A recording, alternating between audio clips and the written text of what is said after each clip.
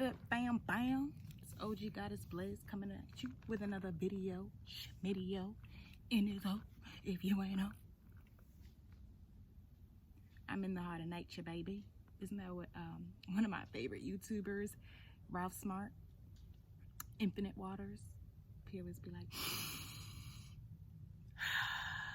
just breathing in that good ass prana, baby.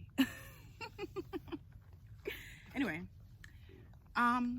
today I want to talk about something that I believe I have finally mastered, and that is beating codependency. Honey,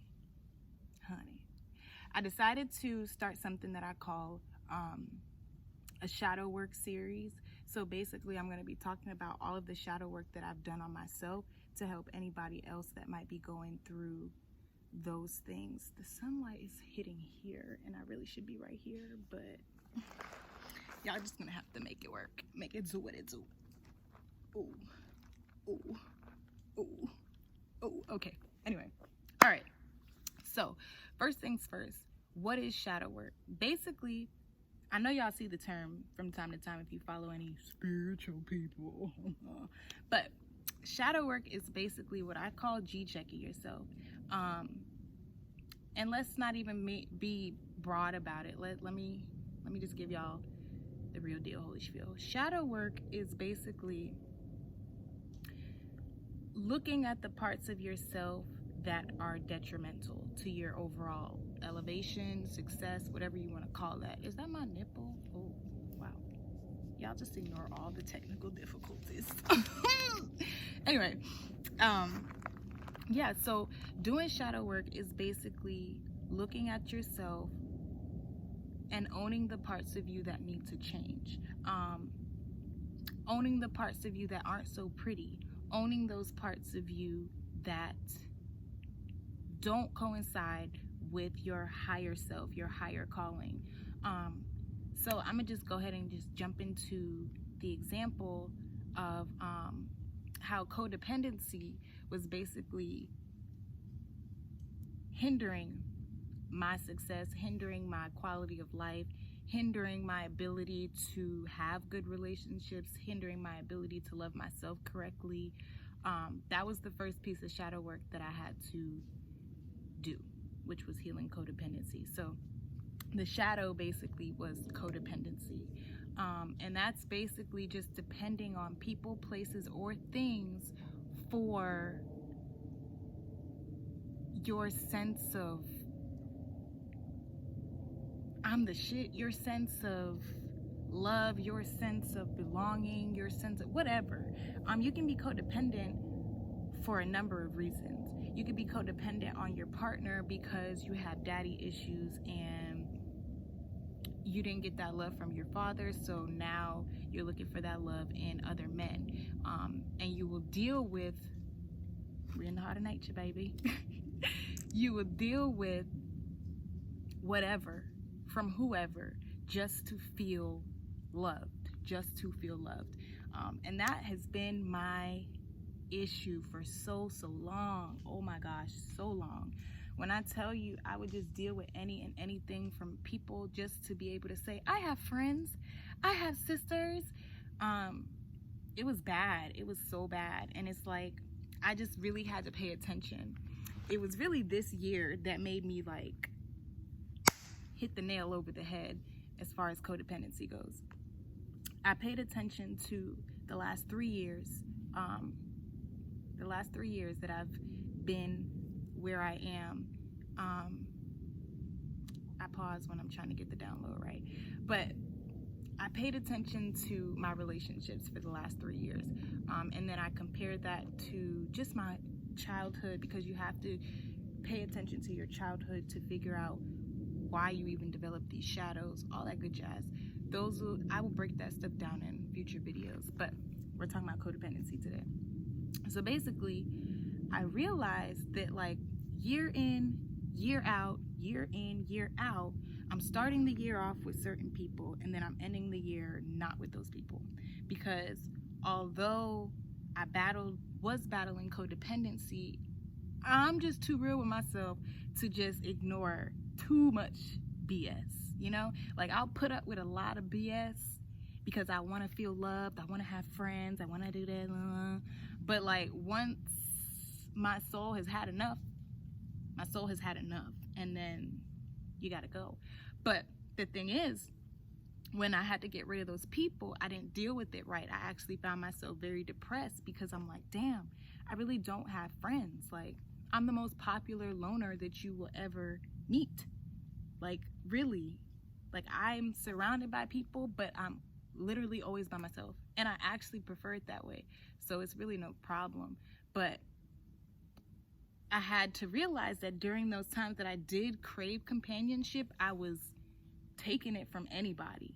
And I wasn't really paying attention to the quality of people that I was bringing into my life. So once I did my shadow work, wrote in my trusty journal, cried about it, really understood the fact that, like, bruh, you were in a almost 3-year relationship with a guy because you were codependent. He was cheating on you. He treated you like crap. I mean, he was good to me. Let me not do that. He was good to me, but for the most part, he treated you like crap. He abandoned you emotionally, even though some of the emotional scars were for you to heal. He reopened them on purpose. Just a ton of shit. But you dealt with it.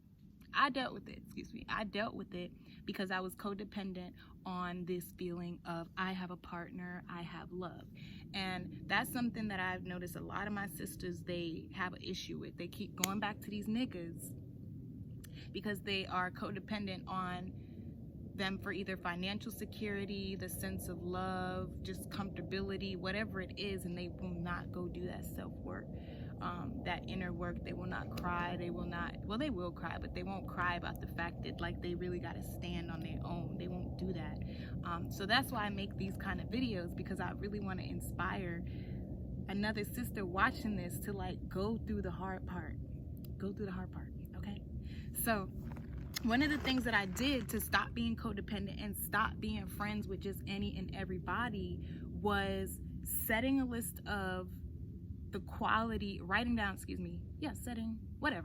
made a list of the qualities that I wanted in the people around me, because I noticed that, like, every group I go into, or anytime I'm making friends with somebody, I'm the leader, I'm the teacher, I'm the healer, I'm this, and I'm like, damn, I'm really tired of being the healer for my friends. I'm really tired of teaching people how to be, how to exist, how to heal. I'm tired of that. That's what my business is for. But damn, like, if you're my friend, like, can you be there for me sometimes? Like, can you not be draining my energy? So basically, when I decided that that's something that I wanted to, when I decided that that was a quality that I wanted in my friends, people started to disappear. So yeah, when I started to really pay attention to the fact that I didn't want to be the healer in my friendships, and I pulled back, I noticed that those people pulled away. And that's how you know that you're in a unhealthy energy exchange, because you're always the one doing, and these people aren't doing for you. And I had to be real about that. Like, people will latch on to me because of who they think I am, what they think I have to offer them, all of that stuff. You know, the glitz and the glamour, my nice apartment, my holistic ways, but they don't understand what it took to even get there, and they're not trying to. So that's when you have to practice detachment and just understand that, like, okay, this friendship might be over, and that's okay. Like, don't send no texts trying to figure out what's going on. You know what's going on. And if you guys were really friends, they would reach out to you. Stop always reaching out to people. That's something that I was doing, reaching out to people and getting my little heart broke because they don't care enough to do the same. And I know these things, but I'm so codependent on just still being able to say I have a friend that I'm gonna deal with somebody's level of bullshit. Let's just be honest, bullshit, just to say I have friends. And when I stopped doing that, like I said, these people went away. When I started putting up boundaries, letting people know, like, I'm not available for you today. Or when I started really pouring into myself, like, people think I'm the self-care queen now. Oh no, it got heavy this year, and I really got selfish, and I stopped reaching out to people. I stopped texting back when I didn't have the energy to text back. I stopped forcing myself on other people. If people want to be around you, they're going to be around you. They're going to gravitate towards you, and they're going to love you up.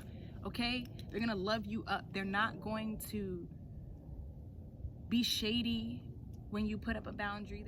They're not going to be shady when you're just being yourself. Like, that's something that I realized. Like, people will gravitate towards me because they say they like the way that I am, and then when I say something that might rub them the wrong way, oh, then they're gone. That's not a friend. That's not a friend. If you can't talk to me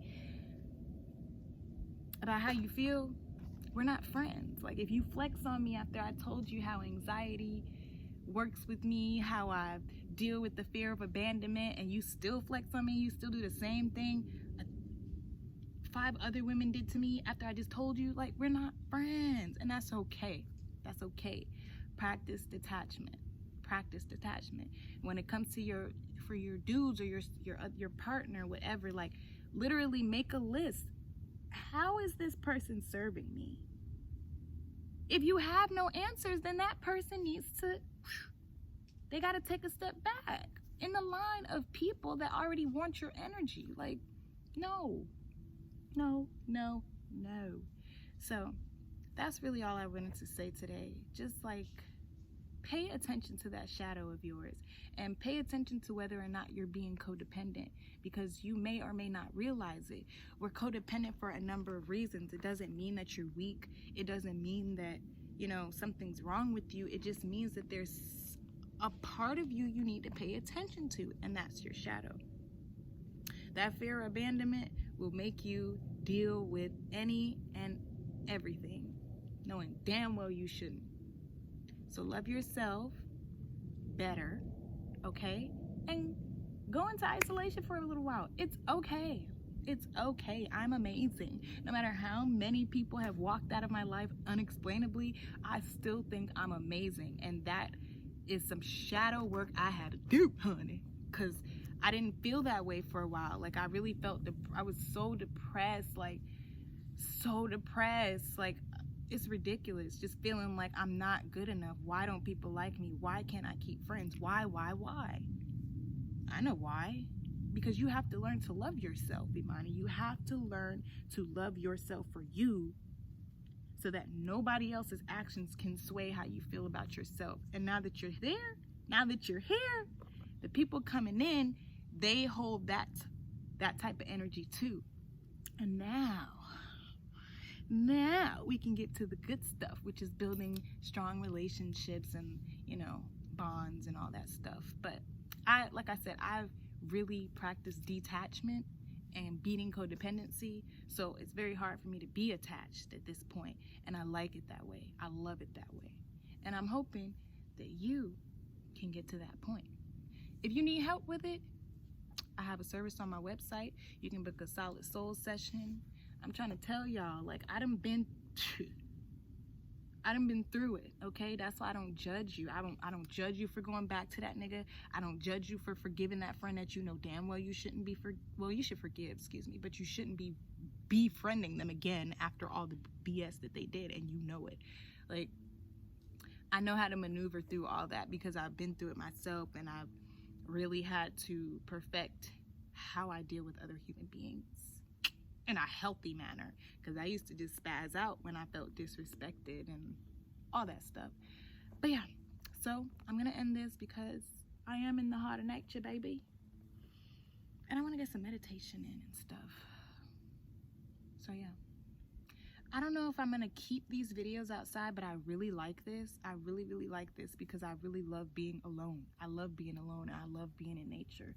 As it gets colder, probably just gonna have to get some climate gear popping or something, and I'm gonna figure it out. But either way, OG Goddess Blaze out.